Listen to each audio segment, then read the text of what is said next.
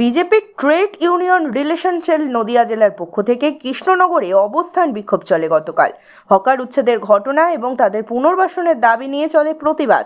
আর আজ জমা পড়ল ডেপুটেশন।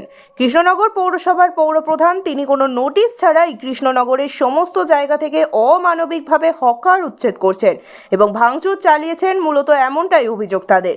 কিন্তু বিজেপির পক্ষ থেকে বলা হচ্ছে কৃষ্ণনগর পৌরসভার পৌরপ্রধান তিনি কোনো রকম হকার উচ্ছেদ করেননি নিজের ব্যক্তিগত স্বার্থ চরিতার্থে।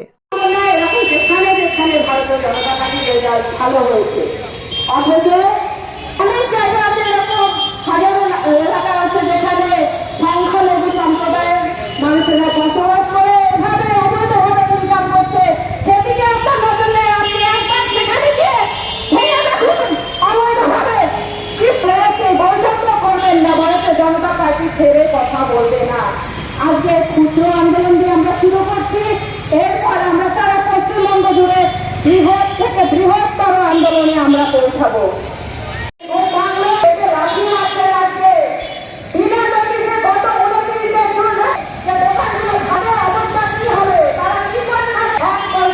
খাওয়া ঢুকবে না, তাদের ছেলে মেয়ে লেখাপড়া ঢুকবে না, তাদের কি বাঁচার অধিকার নেই? আমি যাদের মাধ্যমে এই ভাঙচুর আমরা তাদের মাধ্যমে আপনার কান পর্যন্ত পৌঁছাতে চাই। আজকে আমার বাচ্চার ভাইয়েরা বন্ধুরা তারা বিপদে পড়েছে, তাদের খুনের কারণে তারা ভারতীয় জনতা পার্টির পাশে। ভারতীয় জনতা পার্টি কখনো ভয় পাওয়ার পর্যন্ত যেতে হয়, আমরা তাদের সাথে আন্দোলনে যাব এবং তাদের যতদিন না পর্যন্ত কোনো বিকল্প ব্যবস্থা হবে আমরা তাদের সাথে সাথ দিয়ে যাব।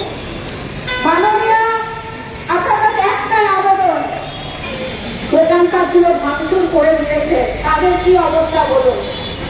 তাদের ছেলে মেয়েরা আজকে পড়াশোনা করবে না, তাদের রুটি রোজগার বন্ধ হয়েছে, ওগুলো তারা বাড়িতে ঢুকি নিয়ে বসে আছে, কবে তাদের দোকান ভাঙা হবে, তাদের কবে ব্যবস্থা হবে? তাহলে নির্দিষ্ট কোনো ব্যবস্থা করবেন না পর্যন্ত আপনাদের বিকল্প কোনো ব্যবস্থা হচ্ছে, আপনাদের একটা টাকা অ্যামাউন্ট ধরে দেওয়া হবে, সে টাকা দিয়ে আপনারা সংসার চালান।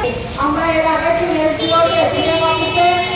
ভারতীয় জনতা পার্টির তরফ থেকে হকার ভাইদের নিয়ে সিএম অফিসে 3.5 আমরা জমা করে এসেছি, তাদের পাশে আছি এবং তাদের দোকানপাটগুলো যাতে আর ভাঙচুর না হয়। আজকে কি কর্মসূচি রয়েছে?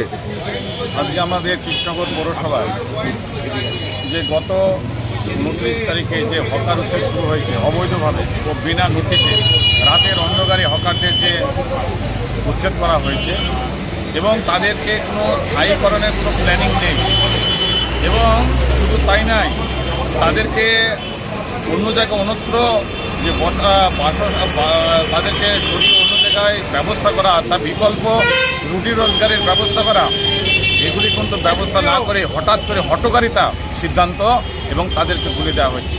কিন্তু আমাদের প্রশ্ন হচ্ছে, এই কৃষ্ণনগর পৌরসভায় এই যে রাস্তার দুধারে দিয়ে যে অবৈধ নির্মাণ হয়েছে, শুধু তাই নয়, সিএম স্কুলের কাছে যে ফাস্টফুডের দোকান করে দেওয়া হয়েছে, এরকম অসংখ্য অবৈধ নির্মাণ যেগুলি প্রশাসন পৌরসভার সেখানে তৈরি করে দেওয়া হয়েছে। আজকে তাদের যদি উচ্ছেদ না হয়, তাদেরকে যদি এই পৌরসভার যানজট তৈরি না করে, সাধারণ মানুষের যদি অসুবিধা না করে, তাহলে যেসব হকার ভাইরা আছে তারা কি ক্ষতি করছে? তারাও তো যানজটের তৈরি অসুবিধা হচ্ছে না।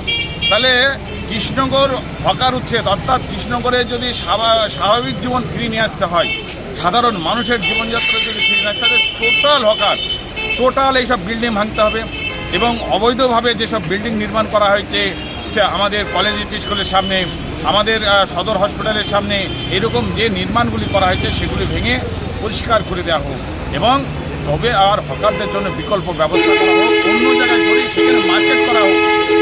আর তাহলেই কিন্তু আমার মনে হয় আজকে আমাদের তারা স্থায়ীকরণ হবে, তাদের বিকল্প রোজগারের ব্যবস্থা হবে, তাদের বাড়িতে যে তারা ফ্যামিলির লোকজন আছে তারাও অর্থাৎ নিশ্চিত হবে। আজকে সেই জন্য আমাদের এই অবৈধ নির্মাণের যে শুরু হয়েছে তারই প্রতিবাদে আজকে আমাদের স্মারকলিপি এবং বিক্ষোভ কর্মসূচি চলছে।